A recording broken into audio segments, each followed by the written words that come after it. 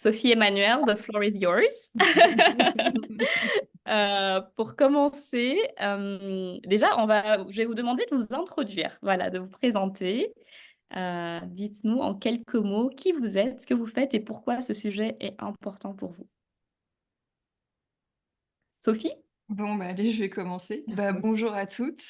Merci encore, Fatoumata, pour l'invitation. Donc moi, je m'appelle Sophie de Chivray. Pour me présenter brièvement, je suis journaliste de formation et j'ai créé Au revoir podcast, donc un podcast sur le deuil périnatal, il y a bientôt 4 ans. Je suis aussi réalisatrice d'un documentaire sur le deuil périnatal qui s'appelle Le berceau vide, qui a été diffusé sur France 3 l'an passé. Et donc le deuil périnatal, avant d'être un sujet, on va dire, voilà, un sujet sur lequel je crée quelque chose, c'est un sujet que moi, j'ai vécu. En fait, j'ai été confrontée à cette épreuve et, et j'ai vécu ce qu'on appelle une interruption médicale de grossesse en fin de second trimestre de grossesse, fin 2017. Et donc la question du travail, en fait, ça a d'abord été quelque chose que moi j'ai vécu intimement. La loi était de mon côté, on reviendra peut-être là-dessus, c'est-à-dire que moi j'ai pu bénéficier d'un congé maternité, ce qui n'est pas le cas de toutes les femmes et des coparents aussi qui vivent ce deuil périnatal.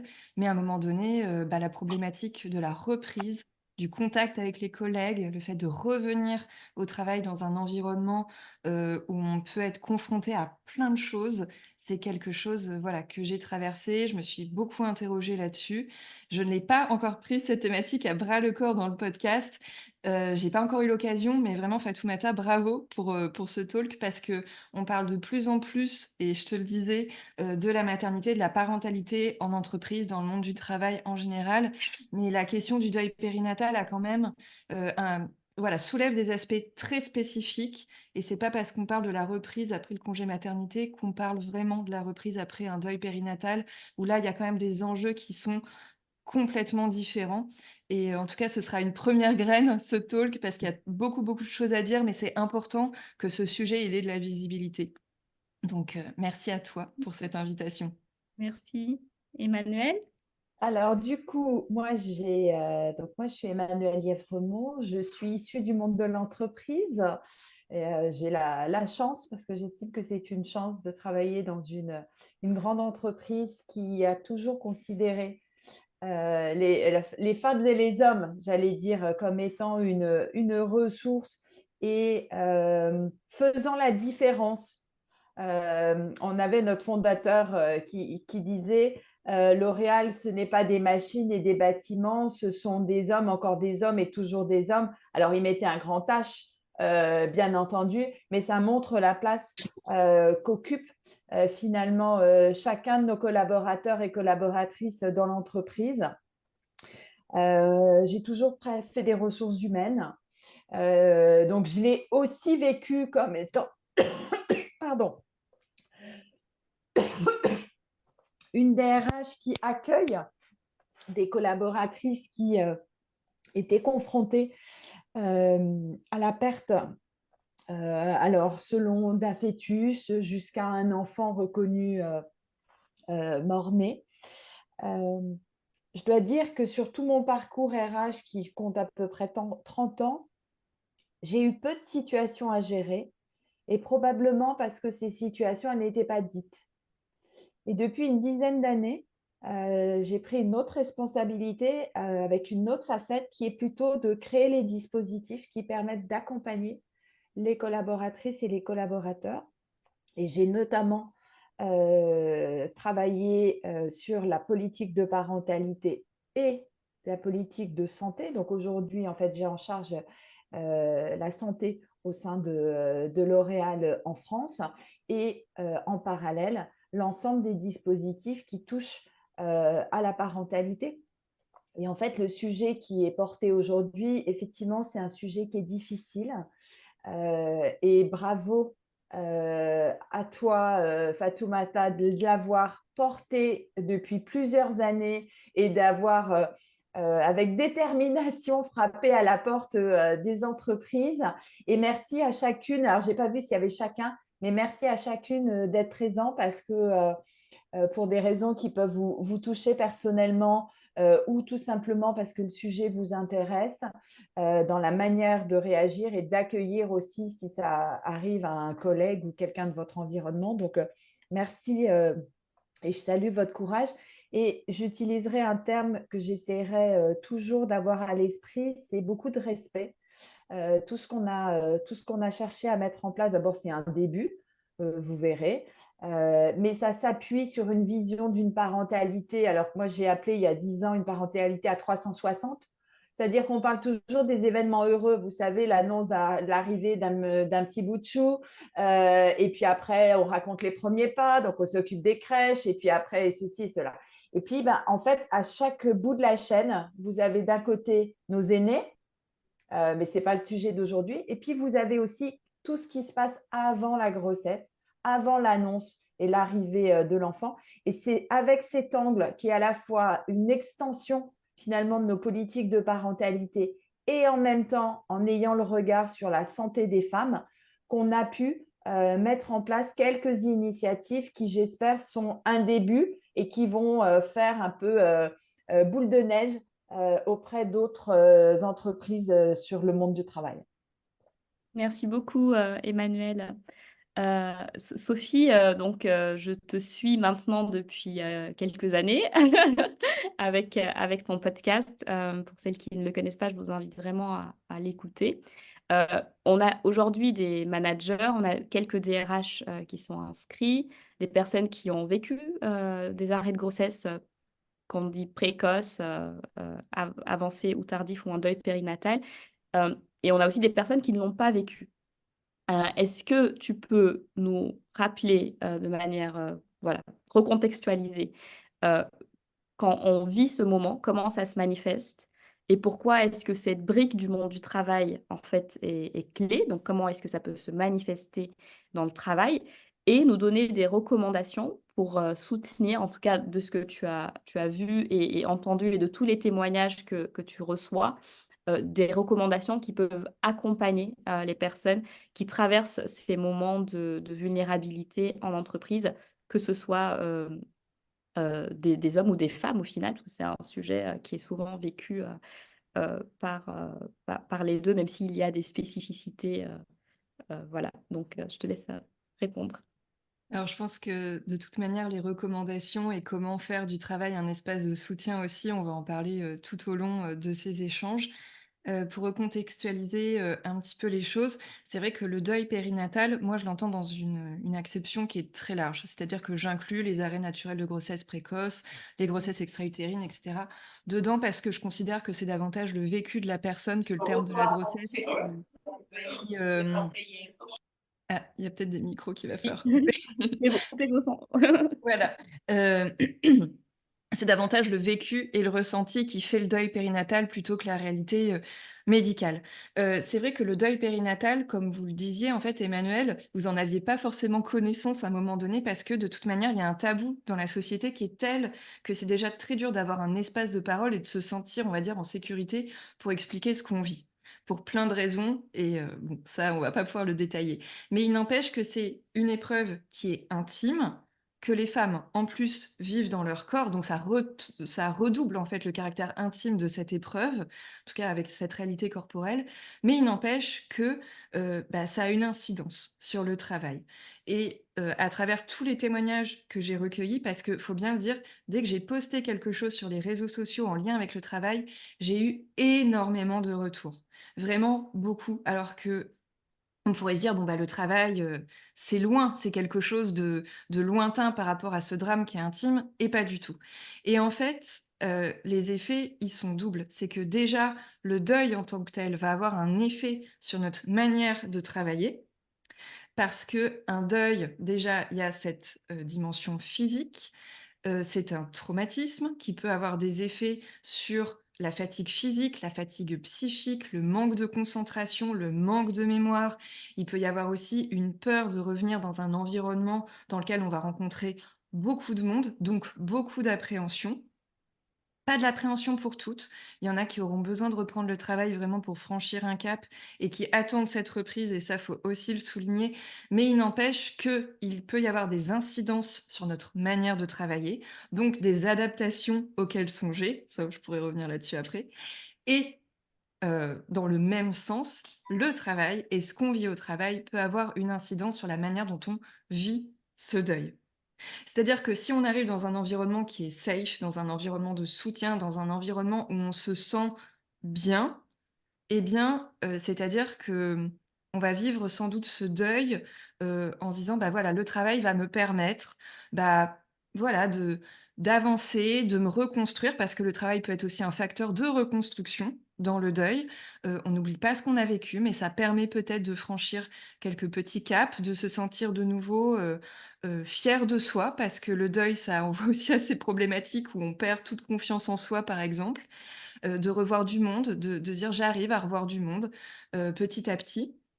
Mais à contrario, quand ça se passe pas bien au travail ou quand on se rend compte que sur ce chemin de la reconstruction, on se heurte à des petits cailloux qui sont liés au travail, ça peut nous ramener quand même à des choses qui sont très, très douloureuses et en fait, il y a ça s'entrechoque, en fait. Je pense à des situations de femmes qui retournent au travail, qui se retrouvent face à des collègues qui font comme si rien ne s'était passé, face à des managers qui sont quand même, potentiellement, très maladroit, voire maltraitant. Voilà, le travail peut être un facteur d'épanouissement, comme ça peut être quelque chose d'extrêmement violent et le but alors même si la plupart des femmes qui retournent au travail savent que bon, bah, si ça se passe pas bien, elles pourront être de nouveau en arrêt quand elles ont affaire à des médecins bienveillants, bah, le but c'est quand même pas de se retrouver 6 pieds sous terre parce qu'on a repris le travail. Donc ça, je trouve que c'est quelque chose qu'il faut acter, c'est que, quand on vit un deuil, il y a la déflagration, l'instant T, il y a ce relever petit à petit de ce qu'on a vécu intimement, mais finalement, on se rend compte que le deuil périnatal, eh bien, il y a des répercussions dans plein, plein de domaines. Et en fait, dès qu'on a affaire à des personnes qui seront potentiellement maladroites ou qui, par méconnaissance tout simplement du sujet, vont nous renvoyer à des choses très douloureuses, bah, forcément, ça peut renvoyer à un vécu extrêmement douloureux. Donc ça, c'est important. Après, il y a aussi la loi. Qu'est-ce que dit la loi? C'est qu'à partir de 22 semaines d'aménorrhée ou quand le fœtus pèse au moins 500 grammes, on a le droit à un congé maternité. Et ça va être, on va dire, entre guillemets, ma première recommandation, c'est qu'il est important que les managers, que les collaborateurs, que la hiérarchie sachent que ça, c'est la loi et que ce n'est pas négociable.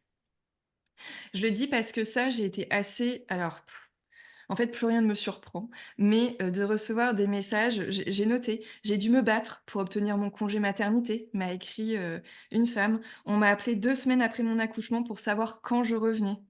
Non, en fait, ça, c'est pas possible. Alors, il y a effectivement des femmes qui vont avoir envie de reprendre plus tôt, mais il n'empêche que dès qu'il y a congé maternité, bah, voilà, il y a ce délai incompressible de 8 semaines. On ne peut pas reprendre avant 8 semaines. Après, il peut y avoir des reprises, précoces, mais un congé maternité pour un premier, un deuxième enfant, c'est 16 semaines d'aménorrhée et ça, bah, c'est là qu'on voit qu'il y a un des points de friction entre ce deuil et le travail. C'est quand on reçoit des messages disant: «Quand est-ce que tu reviens?» ou des messages de pression qui peuvent être aussi, envoyés, aux coparents. Donc voilà, ça c'est la loi. Après, il y a la question des arrêts de grossesse qui sont avant ce cap des 22 semaines et là, c'est extrêmement violent parce que de fait, c'est un arrêt de travail, c'est au bon vouloir du médecin, mais je pense qu'il faut prendre conscience du côté des hiérarchies, des collaborateurs, des managers, que la personne qui revient au travail, que ce soit un arrêt précoce de grossesse, que ce soit un accouchement à, 4 mois, que ce soit un accouchement après, voilà, cette personne-là, en fait, ça va être une étape pour elle. Et quand il s'agit de personnes qui ont été en arrêt de travail, qui n'ont pas pu bénéficier, d'un congé maternité, elles peuvent se retrouver dans une situation où elles reprennent le travail bien avant qu'elles ne soient réellement prêtes à reprendre ce travail, parce que ça dépend aussi un peu du médecin. Donc ça, je pense que c'est quelque chose, faut en prendre conscience, de se dire: «Cette personne, elle a vécu quelque chose de très dur et elle va pas revenir, au travail en étant tout à fait la même qu'elle n'était avant. Ça aussi, il peut y avoir beaucoup de changements. Elle a vécu quelque chose qui peut avoir des répercussions physiques, psychologiques très intenses. euh, il faut en prendre compte et surtout respecter la loi. Parce que ce que j'ai dit là, les témoignages que je vous ai donnés, j'en ai eu aussi de personnes qui travaillaient dans la fonction publique. Là où on se dit, bon, bah, clairement, la loi, voilà. Mais ça, c'est important. Et la deuxième chose que je dirais, et après on pourra revenir sur des choses plus concrètes avant de passer voilà, je vais donner la parole à Emmanuel après, je vais pas monopoliser la parole, c'est que finalement, quelles sont les pratiques recommandées? Bah, en fait, c'est les mêmes pratiques que pour n'importe quelle personne qui fait partie de l'entourage de quelqu'un qui a perdu son bébé ou dont la grossesse est arrêtée. C'est-à-dire que les collègues, on se dit: «Bah, c'est pas forcément le cercle le plus proche». Bah, potentiellement, c'est peut-être un cercle très proche malgré tout. On passe énormément de temps au travail quand même, il faut bien le dire. Donc, heu bah, ne faire comme si rien ne s'était passé, ça peut être extrêmement violent et ça peut créer en plus une appréhension dans l'idée de retourner au travail. J'ai eu un témoignage d'une maman qui dit: «Je suis censée reprendre le 1er juillet, sauf que je ne suis pas prête et notamment parce que mes employeurs et collègues n'ont jamais pris aucune nouvelle». C'est une personne qui a accompagné son bébé en réanimation néonatale, son bébé étant né à terme. Donc voilà, il y a parfois un caractère très abstrait du deuil périnatal. Là, en l'occurrence, on peut pas dire que c'était abstrait. Il y a un petit garçon qui est né, un petit garçon qui est décédé à quelques jours de vie. Voilà où nous en sommes, en fait. De se dire, bah, dans le deuil en général, on peut avoir le réflexe d'envoyer un petit message à une collègue. Voilà, bah, dans le deuil périnatal, bah, on en oublie ça. Et ça, c'est important de dire, de se murer dans le silence à ce point-là. Alors, je dis pas qu'il faut obliger la personne à en parler, qu'il a vécu, mais juste de dire: «On a pris acte de ce que tu as vécu, des conditions qui sont les tiennes en ce moment et de tout ce que ça implique pour ton retour au travail qui sera peut-être pas évident». Juste de l'acter, de dire: «Tu as vécu ça, je t'envoie au moins mes pensées». C'est quelque chose de très basique, mais on voit que l'absence de réaction du point de vue du milieu professionnel peut créer énormément d'appréhension et on peut se demander du coup ce que ça donne une reprise du travail dans ces conditions-là. Hmm. Merci, hein. J'ai plein de choses à dire, mais j'ai des questions pour Emmanuel aussi. Moi, j'ai plein de choses Et, en rebond. oui, en rebond. Donc, je vais vous laisser rebondir, Emmanuel, et en même temps, j'ai aussi une question. Parce que moi, j'ai ce souvenir quand on commençait Ninty, on a créé la boîte en octobre 2021, et je pense qu'en janvier 2022, je ne sais plus exactement à quelle date, je vois ce communiqué de L'Oréal qui parle du fameux congé fausse couche. Et je me dis, bon, ça existe en fait. Il y a des entreprises il y a encore beaucoup de chemin à faire, certes, mais il y a des entreprises qui font beaucoup de choses. Donc, est-ce que vous pouvez nous raconter déjà comment est arrivée cette idée de ce congé fausse couche et comment est-ce qu'on fait en sorte, déjà, qu'est-ce qu'il implique de manière globale et comment est-ce qu'il est implémenté en interne à travers voilà, tous les différents niveaux de communication et de hiérarchie? Alors, avant de répondre, parce que je vais bien sûr aborder la question du congé fausse couche, mais pour rebondir sur ce que disait Sophie, on sait aussi que les situations, elles sont vécues d'abord de façon très singulière, elles sont très individuelles, très personnelles.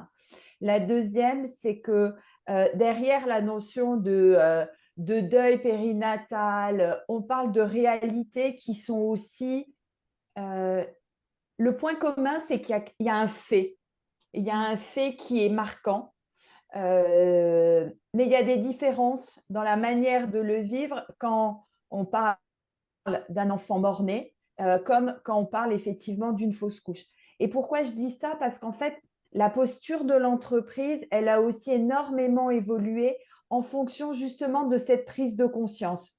C'est-à-dire que quand on construit la politique de parentalité, d'abord on le construit avec une vision plus positive, qui est qu'en fait, heureusement, euh, j'allais dire, les naissances, le nombre de naissances d'enfants, le fait d'être parent est heureusement bien supérieur au fait de malheureusement de perdre un enfant. Donc on est devenu parent, mais en tout cas l'enfant n'est pas viable. Et donc en fait l'entreprise elle construit d'abord sur du positif. Et puis après, Donc, c'est pour ça qu'on a un congé maternité. Alors, nous, on a choisi, mais c'est historique, de prolonger de 4 semaines totalement rémunéré le congé maternité évoqué par Sophie de 16 semaines, avec aussi déjà cette idée de ces 4 semaines, elles peuvent être continues vis-à-vis du congé maternité, mais il va pouvoir aussi se prendre de façon fractionnée parce que chacun va vivre sa reprise au travail peut-être de façon différente. Et puis, on a eu la question des premières situations, alors qui se sont toujours dites de façon, j'allais dire presque confidentielle. C'est-à-dire parce qu'il y avait un environnement qui était inclusif, pardon, alors la personne qui le vivait pouvait le porter à sa connaissance. Et le choix, c'était finalement pas forcément de devoir le dire au RH, pas forcément de devoir le dire à une collègue, à son manager, mais c'est de créer finalement une constellation autour de la personne qui va, elle, choisir quel est son meilleur point de contact pour pouvoir dire les choses. Quelle est cette personne de confiance? Et dans l'ensemble des démarches qu'on a menées, moi, j'ai quelques situations, parce que j'ai la chance d'être celle qui peut faire et parfois aussi faire les exceptions, où en fait, on me demande conseil. Et je me souviens déjà, parce que ça avait touché quelqu'un dans mon équipe, d'une de mes collaboratrices qui a perdu son enfant après 5 mois. Et la question, c'est quoi mes droits? Je vais vous dire, pour nous, il n'y a pas de sujet.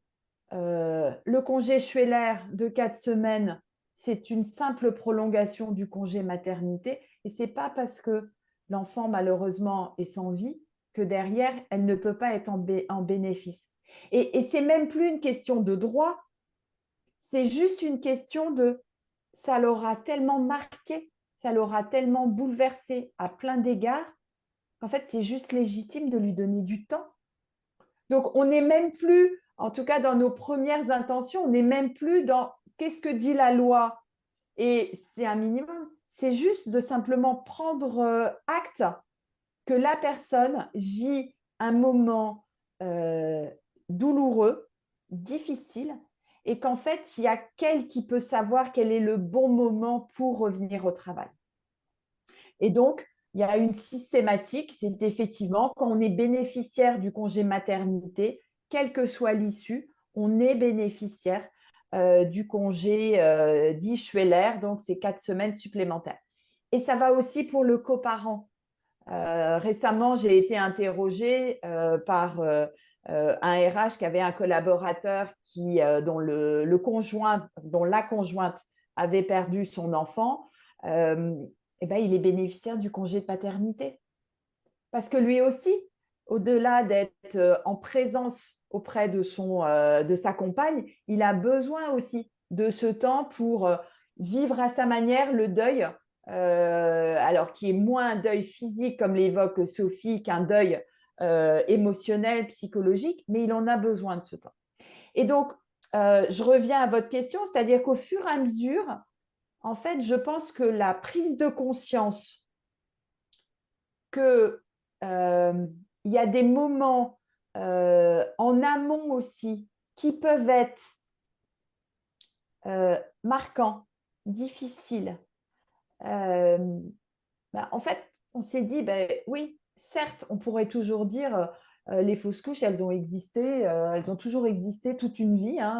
Les femmes, quand on regardait les conditions dans lesquelles elles évoluaient, quand elles faisaient soit dans le monde de l'industrie, soit même du travail dans les champs, etc., malheureusement, c'était un phénomène qui a… Et en fait, on peut se dire, ouais, non, il ne se passe rien. Oui, mais au fur et à mesure, en fait, on se rend quand même compte que c'est peut-être pas pour toutes, c'est peut-être pas obligé, mais quand ça arrive, ça peut pas être neutre. Et à partir de là, on s'est dit, parce que bien sûr le législateur n'avait pas évolué encore sur les questions, alors notamment la question du délai de carence des fameux 3 jours, qui en soi, pour tout vous dire, c'est une très bonne initiative, mais c'est un casse-tête pour les entreprises. Parce que comment on fait la différence entre un arrêt pour fausse couche et un arrêt simplement de 3 jours? L'employeur, il ne peut pas. D'accord? Donc, voilà, c'est assez compliqué et on n'a pas à savoir. Donc, ça pose quand même la question de comment on traite. Bon, bref, donc, c'est comme ça, en fait, qu'on a pris l'initiative de proposer, d'offrir, c'est vraiment cette notion-là, d'offrir en fait la possibilité pour une femme et depuis l'année dernière à son conjoint, à son compagnon, de bénéficier de 3 jours d'absence à prendre dans la continuité de l'événement, euh, de façon séparée ou pas, hein, ça peut être une journée par-ci par-là jusqu'à 3 jours continus. Et je reviens, je fais le lien avec la conversation avec Sophie. C'est pas un, on n'a pas voulu simplement avoir un sens. En fait, on est passé par la médecine du travail. Alors, ça peut paraître très lointain. Mais en fait, le rôle des médecins du travail aujourd'hui, des infirmières, des assistantes sociales qu'on a la chance d'avoir chez L'Oréal, c'est d'accompagner au-delà de donner des jours. C'est déjà super pour une entreprise de donner des jours. Mais ce qu'a dit Sophie sur comment on s'assure que les conditions de travail, les conditions de reprise, y compris physiques et émotionnelles, sont adaptées, et est-ce que par un échange avec un professionnel de santé, on n'augmente pas finalement à la fois la qualité de la reprise, les conditions éventuellement d'aménagement du travail qui est nécessaire, et le faire dans le cadre effectivement d'un entretien avec un professionnel de santé. Déjà, c'est rassurant et c'est très respectueux, parce que, bien entendu, ils sont soumis au secret médical. Deux, c'est qu'en fait, c'est les mêmes qui peuvent aussi accompagner sur pourquoi il y a une fausse couche. C'est votre première? Est-ce qu'il y en a eu plusieurs? Commencer à voir s'il peut y avoir des éléments en lien ou pas avec le travail. Et si c'est en lien avec le travail, parce qu'une posture pénible peut augmenter peut-être la probabilité. C'est comment je peux aménager, comment je peux dire, comment je peux du coup informer le manager, éventuellement le DRH de la situation et des aménagements qui sont possibles. Donc, c'est quelque chose qu'on a fait nous via nos services de santé au travail, pour pouvoir le faire en tout respect, pour pouvoir ensuite avoir vraiment ce volet prévention, parce qu'en fait, c'est encore une fois, c'est bien d'accorder des jours. C'est nécessaire. Des jours rémunérés, encore, c'est encore mieux. Mais d'avoir ce volet accompagnement, prévention, il nous est apparu essentiel. Et après, on l'a donné au conjoint parce qu'en fait, voilà, là aussi, c'est très individuel, c'est très personnel. Mais quand ça arrive, bah, parfois, le conjoint, il a envie de partager finalement ce moment avec celle qui le vit. Donc voilà un petit peu comment les choses se font et se sont faites au niveau de L'Oréal. Super, merci beaucoup. Je me dis, on aurait dû prévoir 2 heures pour ce talk. J'ai plein de questions, mais je vois le temps qui passe aussi. J'avais une question pour toi, Sophie. Alors, on travaille avec quelques entreprises et un constat qu'on a fait de plusieurs managers, c'est quand même quand je n'ai pas vécu ça, quand que ce soit, et là pour le coup, il nous parle et des fausses couches et des parcours PMA, ces moments de vie qui peuvent créer de la vulnérabilité profonde Ouais. chez le collègue. Je ne sais pas comment agir, donc Mm. quelle est ma posture? Qu'est-ce que je dois dire? Qu'est-ce que je ne dois pas dire? Et par peur d'être maladroit, d'ailleurs, c'est intéressant parce que les mots qui reviennent le plus souvent, c'est je n'ai pas de mots. Ouais, mais ça, je pense que, en fait, le monde du travail est à l'image de la société, hein. Ça, de toute manière, on va pas demander aux managers d'être au-dessus de tout parce que c'est le cas de tous les proches, en fait. C'est. Mais pardon, je t'ai coupé du coup, Non, Fatoumata. mais et du coup, je pense que tu as compris ma question. C'est Oui.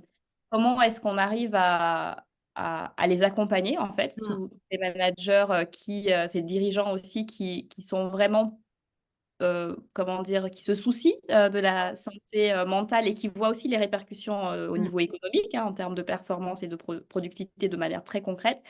Comment est-ce qu'on peut arriver à les accompagner et aussi peut-être à à faire en sorte que dans ce monde de l'entreprise qui est voilà, qui a pas forcément été pensé, pour intégrer ces sujets, qu'on puisse créer des espaces, de parole pour soutenir et accompagner? Est-ce que tu as Ouais. voilà, des pratiques, comment dire? Mmh. Des recommandations, Bah, à il y a 2 choses, en fait, dans ta question. C'est comment accompagner concrètement? Où là, au-delà, comme le disait Emmanuel, d'accorder des jours, d'accorder du temps, comment on crée les conditions favorables pour une reprise, on va dire en douceur, ou en tout cas une reprise qui correspond le plus possible aux besoins de la personne, et comment on peut réfléchir à tout ça, comment avoir peut-être des retours de collaborateurs, enfin, voilà. J'ai un témoignage, en fait, je vais vous le lire, il est très court, mais il y a tout qui est mis dedans et en fait, c'est là qu'on se rend compte que c'est pas sorcier, finalement. C'est-à-dire qu'il y a des entreprises qui ont la possibilité de créer vraiment des politiques, hem très bienveillante, comme L'Oréal, avec, la possibilité d'avoir 4 semaines en plus, la possibilité d'avoir, un arrêt, pour fausse couche, 100 jours de carence et cetera et cetera. Et puis il y a tout le reste et tout le reste, en fait, peut être très facilement mis en pratique. Cette, femme, qui a écrit ce témoignage, je vais vous lire ce témoignage. Elle m'a écrit: «Mon entreprise a pris les devants. Ils m'ont accompagnée, ils ont communiqué le décès à l'ensemble de mes collègues et un temps partiel m'a été proposé de leur initiative. Je me sens réellement chanceuse, je me sentais préparée à reprendre et très bien entourée, même si la reprise reste une étape difficile.» Donc là, en fait, il y a déjà tout. Prendre les devants, ne pas faire comme si ça n'avait pas existé. Parce que le problème, c'est que, quand en plus on est arrêté longtemps, il y a quand même on redoute le moment potentiellement de la reprise. C'est pas le cas de tout le monde, mais de prendre les devants, d'avoir un mail d'un collègue, d'un collaborateur, d'un manager, voilà, de dire: «On sait que tu as vécu ça». Ça peut même être un mail un peu collectif, «Nous t'envoyons, toutes nos pensées, quand tu seras prête, envoie-nous un message, qu'on en reparle si tu as envie d'anticiper la reprise.» Parce que anticiper justement, c'est créer les conditions favorables avant le jour J. Ils ont communiqué le décès à l'ensemble de mes collègues. Ça permet de ne pas appréhender le fait que, à la pause café, quelqu'un va nous dire: «Alors, comment va ton bébé?» Parce que ça, c'est pareil, à partir du moment où la grossesse se voyait, on peut être arrêté très tôt et revenir plusieurs mois après, le bébé peut être vivant ou pas. Donc là, ça crée de la sécurité parce qu'il y a une appréhension énorme de se dire: «Mais si mes collègues sont pas au courant, qu'est-ce que je vais avoir comme remarque?» Pour peu qu'on soit parti en même temps qu'une collègue qui était aussi enceinte et pour qui tout s'est bien passé, ça peut être très, très violent.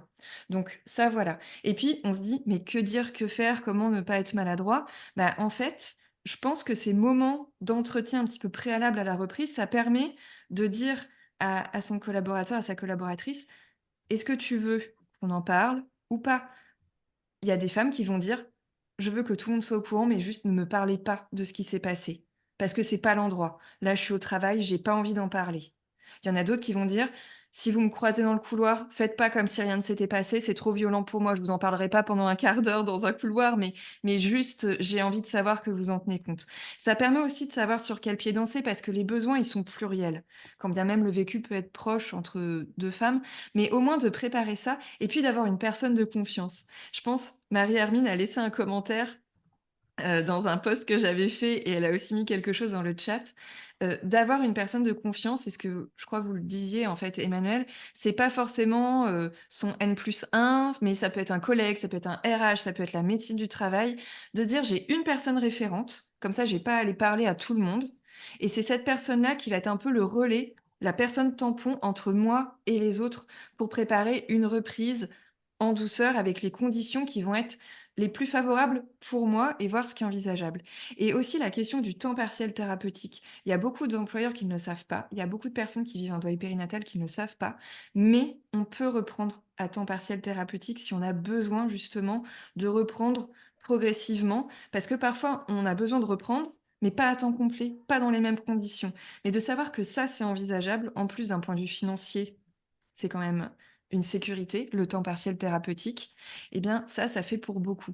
Donc vous voyez, c'est quand même à travers ce petit témoignage, il y a quand même plein de clés, il y a plein de choses qui permettent déjà de se dire: «Bah, en fait, il y a pas besoin d'aller chercher midi à 14h, mais juste le dialogue, en fait.» Et justement, le fait que ça a été anticipé dans ce témoignage par les collaborateurs, par les managers, ça enlève une charge mentale qui est énorme pour la personne qui vit ça Parce qu'il faut se dire aussi que quand on vit un deuil périnatal, eh bien, il y a déjà beaucoup de choses auxquelles penser.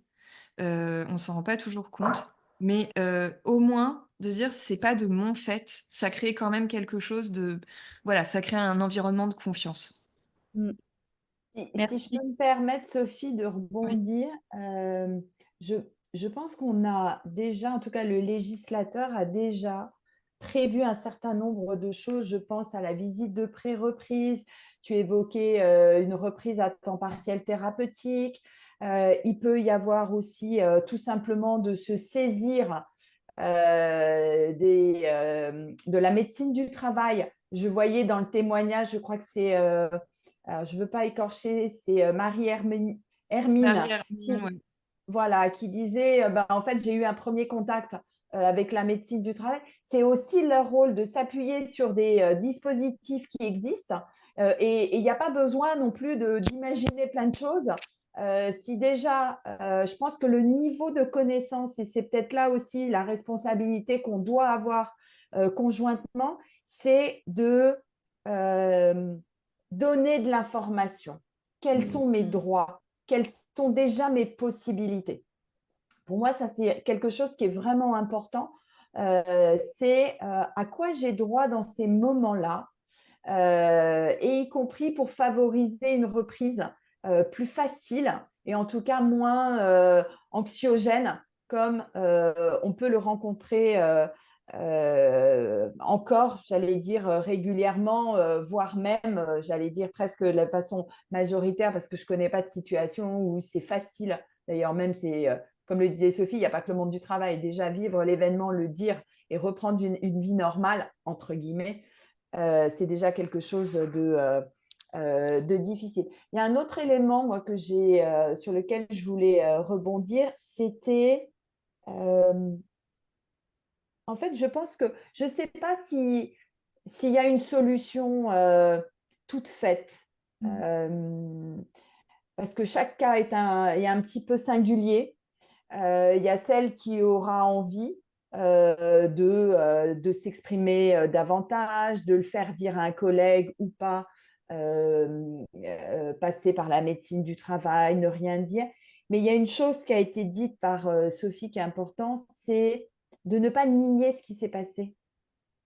En fait, je, je, je pense que moi, j'ai l'exemple de jeudi de ma collaboratrice qui a perdu son enfant après plusieurs mois de grossesse. Effectivement, ça a été dit de façon plutôt bouche à oreille avec tous les autres membres de l'équipe pour éviter que ce soit elle qui l'exprime. Et d'ailleurs, une chose qui est importante, c'est que si vous êtes confronté à cette situation-là, il faut toujours demander à la personne ce dont elle a besoin. Ça, c'est un point qui est essentiel. Ne projetons pas sur elle nos propres stéréotypes ou notre imaginaire. La première des choses, c'est de quoi tu as besoin et de demander toujours son aval pour quelque chose. Et donc, effectivement, on le fait. Alors, je ne sais pas s'il faut faire une note, si voilà, il faut le faire de façon très respectueuse, mais le fait de dire qu'il s'est passé quelque chose est vraiment quelque chose d'essentiel pour que derrière, voilà, les éléments puissent être mis en place sans non-dit, sans tabou, sans que ce soit des moments volés, voire des moments d'incompréhension. Parce qu'on peut aussi imaginer des collègues qui ne comprennent pas pourquoi, ah bah tiens, elle reprend à temps partiel, puis du coup, qui fait son travail. On peut aussi, dans la pire des situations, imaginer que non seulement c'est difficile pour la personne, mais qu'autour d'elle, elle ne soit pas dans un environnement très bienveillant. Et donc, je pense qu'en dialoguant, en posant de façon transparente et respectueuse les choses, on maximise les conditions positives d'une reprise durable. Et j'insiste sur le côté d'une reprise durable du travail et pas d'une reprise où juste derrière, bon, bah, de nouveau, parce qu'on s'est repris un choc, entre guillemets, émotionnel, on est contraint à s'arrêter. J'ai envie de rebondir sur quelque chose qui est mis Vas-y, dans le Sophie. chat et qui est tout à fait vrai. Enfin, je l'avais un petit peu sous-entendu au début, mais c'est Marie-Hermine qui mettait, qui parlait du bilan de compétences pour accompagner les carrières parce que les répercussions du deuil périnatal peuvent être durables et on peut se retrouver avec un travail qui n'est plus du tout en adéquation avec ce dont on était capable avant ou ce qui nous animait. Une autre personne qui parle de son sentiment d'échec vis-à-vis de ses objectifs parce qu'elle avait de la pression au travail et que en fait, bah, voilà, ça peut être en fait, je crois qu'il faut aussi que les managers, les collaborateurs comprennent qu'une personne qui vit un deuil périnatal, sans projeter quoi que ce soit sur son vécu du fait du terme de la grossesse ou quoi que ce soit, ça peut vraiment, remettre à plat énormément de choses. On peut se sentir avec une sorte d'inadéquation avec le travail qu'on faisait, le besoin de se réadapter aussi au travail. De plus être dans le même état d'esprit et de pas pouvoir être sur le même niveau de performance qu'avant, tout simplement parce que d'un point de vue cognitif, ça peut être très, très compliqué. Mais on a besoin aussi parfois de reprendre le travail, de reprendre confiance en soi dans un terrain un petit peu neutre.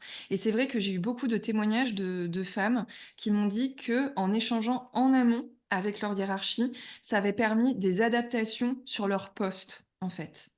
De dire: «Je peux plus être dans ce domaine-là, je peux plus être confrontée à des femmes enceintes, je veux travailler dans ce service» ou «Enlevez-moi ce type de tâches pour que je puisse faire d'autres tâches pour lesquelles je sais que je vais être en mode automatique, j'aurai pas besoin de réfléchir au moins les 2 premières semaines, le premier mois». Enfin, je pense que justement, ça permet, de de, mmh de rendre aussi la reprise, plus, sécurisante. Ça permet aussi d'expliquer à sa hiérarchie qu'on peut pas être on n'est plus exactement la même personne. Alors ça veut pas dire qu'on le redeviendra pas au travail, enfin voilà, mais qu'on peut aussi avoir besoin de ces temps d'adaptation. Mmh. Merci, Sophie. Je vois le temps qui file. Je me dis: «On aurait vraiment dû prévoir 2 heures pour ce talk». Faudra peut-être en refaire un deuxième. Et Beh, je c'est une vois, graine qui est plein plantée en tout cas. oui, je vois plusieurs commentaires dans le chat et je me dis que c'est peut-être l'occasion et l'opportunité de faire le temps pour les questions-réponses. Il nous reste 10 minutes. Donc on a quelques partages. Marilyn, de mon côté, j'ai vécu 2 arrêts de grossesse. Je n'ai pas eu l'impression d'avoir eu un cadre sécurisé pour en parler. Comment pourrait-on le créer dans les entreprises? Donc je pense qu'on a eu quelques pistes de réponse, mais si l'une de vous veut contribuer. Alors on a Flavie: «La reconnaissance de la situation est en effet une vraie force pour le parent endeuillé. La communication réalisée par mon employeur avec mon accord à mon réseau professionnel et les témoignages qui en ont découlé ont été une vraie source de reconnaissance. Reprise prévue pour moi début juillet. Je me sens sereine, notamment grâce à ce déminage entre guillemets». Mais très, très, voilà, très bonne chance Flavie pour cette reprise. Marion: «Je suis d'accord avec Marie-Hermine. Endeuillée depuis 4 mois, j'étais représentante en pharmacie avec la pression du chiffre d'un labo. J'étais en échec vis-à-vis de mes objectifs. Et même si j'aime mon métier, repartir dans une spirale d'échecs est insurmontable pour moi». On, on vous envoie aussi plein de belles ondes, Marion. Alors Aurélie: «C'est quelque chose qu'on retrouve dans le deuil et la parentalité. Le bouleversement identitaire peut les amener à une réorientation pro. Ça serait un vrai plus d'intégrer ces données dans le milieu professionnel». Donc je pense que ça rebondit avec l'idée du bilan de compétences au retour. Voilà, donc je pense que je ne les ai pas tous lus, mais je ne sais pas si vous avez des remarques, Moi, euh, je vois un des commentaires d'Aurélie. oui, C'est comme après un cancer ou traumatisme. Et je pense que c'est aussi euh, peut-être une source d'inspiration pour les entreprises. C'est que euh, si vous créez une culture de l'écoute, de l'inclusion, de la prise en compte des problématiques de santé, euh, parce que là, on parle d'un événement de vie euh, qui est puissant en termes d'impact, mais il y a d'autres situations de vie autour de la santé. Et donc, je pense que si finalement quelqu'un qui vous déclare être touché par un cancer, par une autre maladie ou vivre un événement, c'est pareil quand la perte d'un de ses proches, de ses parents, de quelqu'un de son environnement, si vous avez développé cette culture, c'est forcément, entre guillemets, un peu plus facile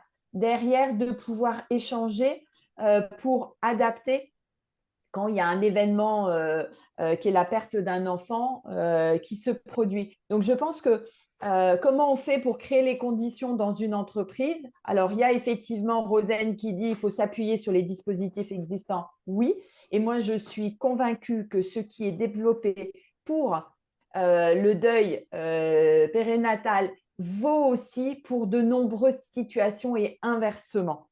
Donc, ce n'est pas forcément facile de commencer par ce sujet-là, mais voilà, peut-être que sur le sujet tout simplement de comment on accueille une difficulté psychologique, physique liée à son état de santé, quand on a ça comme étant un peu sa boussole, je pense que les entreprises, du coup, joueront un rôle tout aussi, j'allais dire, à la hauteur des enjeux que vit la personne. Ça sera beaucoup plus facile de prendre en considération cet événement et puis derrière de créer les dispositifs très pratico-pratiques qui sont nécessaires pour une reprise durable dans l'entreprise. Mais c'est intéressant le commentaire de Rosen quand elle dit en échangeant avec de nombreux parents endeuillés, je me suis rendu compte que la plupart de ceux-ci ne sont pas informés de leurs droits. Et ça, c'est réel. Et en fait, il faut se rendre compte, et ça, je pense que c'est vraiment aux entreprises de se rendre compte que c'est leur travail. Et s'il y a bien quelque chose de très pratico-pratique, entre guillemets, qu'elles doivent faire et qu'elles peuvent faire pour leurs collaborateurs, leurs collaboratrices, c'est déjà de connaître ça. Parce que ça vaudra pour quelqu'un qui vit un deuil périnatal, ça vaut aussi pour quelqu'un qui vit une autre épreuve. Et ça enlève aussi une épine dans le pied des personnes qui vivent ça, qui doivent aller chercher par eux-mêmes ou par elles-mêmes. Ou on va dire que c'est un peu au bon vouloir des autres personnes qui les accompagneront. Parce que si elles tombent sur un médecin qui ne connaît pas ce type de dispositif ou qui le connaît mais qui ne pense pas à leur dire: «Vous savez que vous avez le droit à un temps partiel thérapeutique». Si en plus dans l'entreprise on ne leur dit pas, moi clairement c'est ce qui s'est passé, bah, j'ai repris direct à temps plein en fait et je pense que ça m'aurait fait du bien de reprendre à temps partiel ou en tout cas de savoir qu'il y avait ce filet de sécurité et je suis loin d'être la seule et c'est pour ça que quand je parlais du congé maternité, déjà de connaître la loi, c'est déjà énorme parce qu'on se retrouve à avoir des managers qui envoient des messages, à des femmes qui ont accouché il y a 48 heures pour dire: «Quand est-ce que tu reviens?» Mais non, c'est là, il y a quand même une grosse méconnaissance de la loi et c'est compliqué et pour rebondir un peu sur ce que tu disais Fatoumata pour la dernière question sur, en fait, comment les entreprises, elles peuvent faire bouger les choses aussi et quelles sont les ressources pour elles. En fait, mon conjoint a reçu récemment, un questionnaire parentalité au travail de la part, de son employeur et pour le coup, c'était très intéressant parce que c'était la parentalité vraiment dans un sens très large et qui incluait le deuil périnatal. Ça peut être aussi, à la faveur d'une enquête comme ça auprès des employeurs, auprès des plutôt des collaborateurs, des collaboratrices, qu'on peut inclure ces éléments, ces événements de vie qui sont très durs. Et par exemple, il y avait une question: «Avez-vous vécu un ou plusieurs épisodes difficiles quand vous étiez en poste?» Entre parenthèses, interruption de grossesse, décès périnatal, maladie grave de l'un de vos enfants, et cetera, et cetera. Et en fait, c'est là qu'on voit que là, c'est pertinent, c'est d'inclure la question du deuil périnatal dans quelque chose de beaucoup plus large, lié à la parentalité en général ou à la santé en général.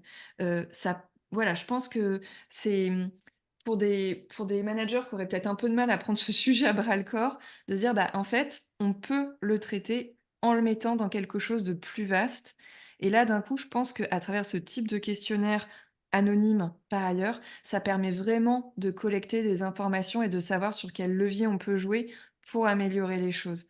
Parce que je pense que finalement, la meilleure ressource, bah, sont les collaborateurs, les collaboratrices qui l'ont vécu, qui sauront dire ce qui a été ou ce qui n'a pas été, en fait. Mm. C'est très juste et on le retrouve beaucoup aussi sur les sujets de fertilité, de PMA, ce besoin de communication, en tout cas vraiment de rappeler ce qui existe et ça peut paraître tellement simple et en même temps, c'est pas si évident, Mmh. surtout quand on est dans des grandes entreprises où on se rend compte que voilà, il y a énormément sur les temps d'absence, on n'a pas même au niveau des fois des managers où on n'a tout simplement pas l'information. C'est pas qu'on n'ait pas de bonne volonté, c'est qu'on n'a pas l'information. Et tant qu'on n'a pas une situation qui nous demande d'aller chercher l'information, Mmh. on ne sait pas. Mmh. Et c'est très, très juste. Mm. Et je rajouterais, c'est d'autant plus vrai que quand on traverse quelle que soit l'épreuve, c'est une épreuve de plus que de devoir aller chercher de l'information dans une complexité aussi, souvent administrative, qui fait que, en fait, finalement, je ne dis pas qu'on baisse les bras, mais probablement on passe à côté d'un certain nombre de, tout simplement, de droits et de possibilités. Donc, c'est clair euh, qu'il est important et notre responsabilité en tant qu'entreprise, alors non seulement de parler du sujet le plus possible comme on le fait aujourd'hui, parce qu'on n'est qu'au début et on sait qu'en communication, il faut répéter le message, répéter, ça fixe la notion, hein, comme on dit. Donc finalement, ça va créer quelque chose dans notre écosystème à tous et à toutes.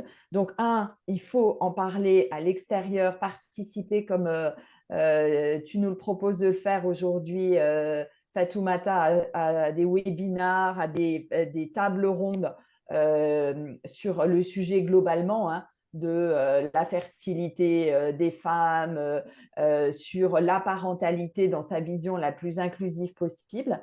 C'est aussi nous, en interne, je pense, de former, en tout cas, je parle pour des grands groupes, de former les équipes RH aussi. Parce qu'en fait, moi, j'ai quelques situations qui me remontent, et parce qu'en fait, j'ai aussi des RH qui ne savent pas, et donc ils sont aussi maladroits dans leur capacité à répondre à une situation qui leur est connue. Donc, il faut qu'on forme, il faut qu'on continue à accompagner les équipes, il y a les RH, il y a les managers, pour qu'ils se sentent plus en sécurité eux-mêmes pour accueillir avec la sécurité qui est nécessaire euh, les situations et puis les collaboratrices et les collaborateurs quand ils vivent ça. Ouais. Et on a d'autres messages. Alors, je m'excuse par avance si je n'ai pas lu tous les messages. C'est vrai que je les vois arriver.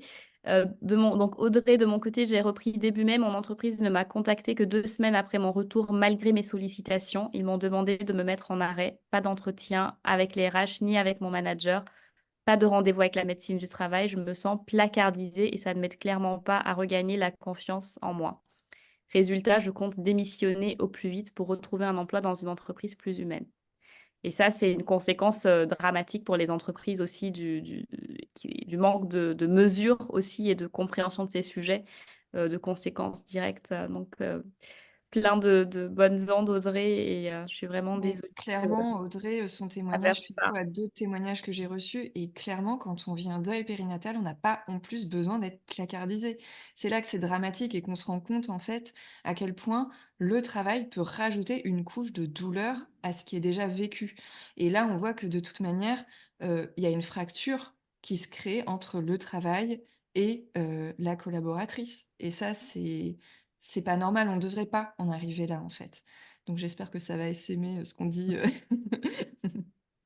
Rosen, je travaille dans une grande entreprise et beaucoup de sujets sont abordés. Alors, parentalité d'un enfant vivant. Oh, pardon, ça s'est passé à autre chose. Alors, deuil en général, maladie. Par les premiers échanges que j'ai eus avec les RH et l'assistante sociale, je sens que le deuil périnatal, lui, reste malheureusement très tabou. C'est dommage car il y a beaucoup de choses à faire qui aideraient tant les parents. Merci à vous pour ce webinaire. Merci pour le partage, Rosen. Et Agnès, merci beaucoup pour ces interventions et témoignages qui apportent des informations claires et des propositions concrètes concernant le retour au travail après un deuil périnatal et les conditions d'accueil du milieu professionnel. Merci à vous pour vos partages. Je vois qu'il est 31. Ce qu'on va faire. Alors, c'est vrai qu'il y a beaucoup d'informations, donc on va essayer de vous condenser tout ça dans un article. Et comme ça, vous pourrez également le partager avec votre entourage, même avec vos RH si vous vous sentez la force de le faire pour les sensibiliser. On va également créer un groupe sur notre portail en ligne avec les liens qu'on a partagés. Vous pourrez vous y retrouver, continuer à partager avec vous et à recevoir aussi les nouvelles et les actions de Minty. Je vais laisser Sophie et Emmanuel dire un dernier mot avant de fermer et un grand merci à toutes. Bah, Moi, je- moi, j'aurais envie d'abord de dire merci à toutes celles et à tous ceux qui ont participé. Merci à toi, bien entendu, Fatoumata, d'ouvrir les portes, même si aujourd'hui, il y a peut-être que le coin. Mais voilà, le pied, je crois qu'on est plusieurs à avoir mis le pied dans la porte. Et donc, voilà, on devrait y arriver à plusieurs. On dit toujours qu'on est plus fort que tout seul. Et puis, je pense qu'on est au début d'une alors, je ne vais pas utiliser le terme d'aventure parce qu'il serait inapproprié, mais on est au début de la prise de conscience et de la prise en compte qu'en fait, il y a aujourd'hui encore beaucoup trop d'événements de la vie qui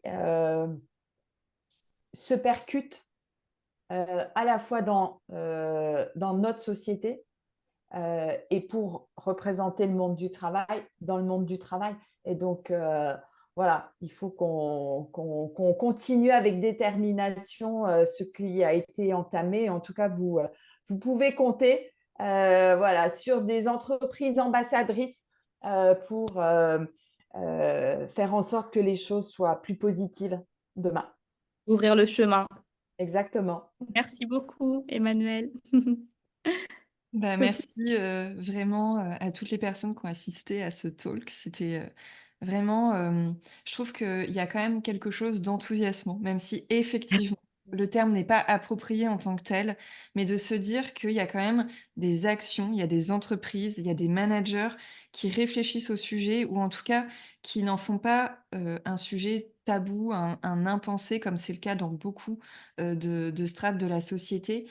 Et c'est oui, en fait, quand on l'a vécu, de se dire qu'il y a quand même, des choses qui s'améliorent, il y a des choses concrètes qui sont proposées, bah, ça a quand même un côté un petit peu enthousiasmant de se dire: «Les choses, elles changent et elles peuvent changer dans le bon sens».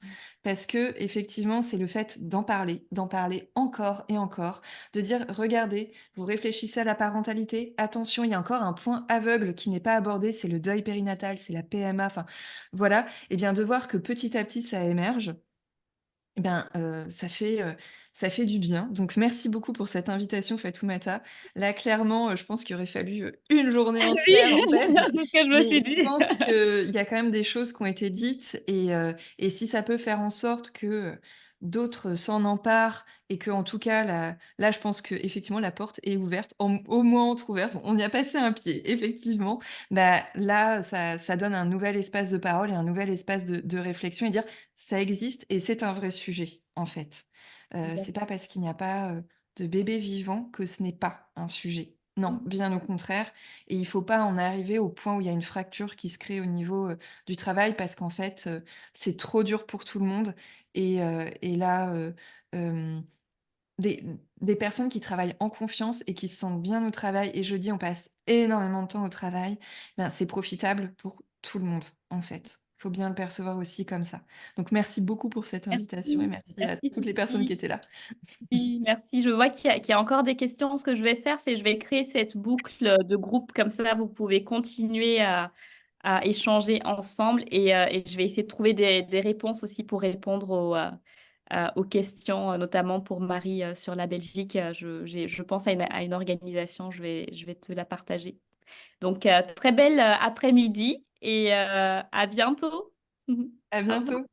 Merci. Très bonne Merci journée. beaucoup. Bonne journée. Merci Emmanuel. Merci Sophie. Merci à vous. Alors, arrêtez.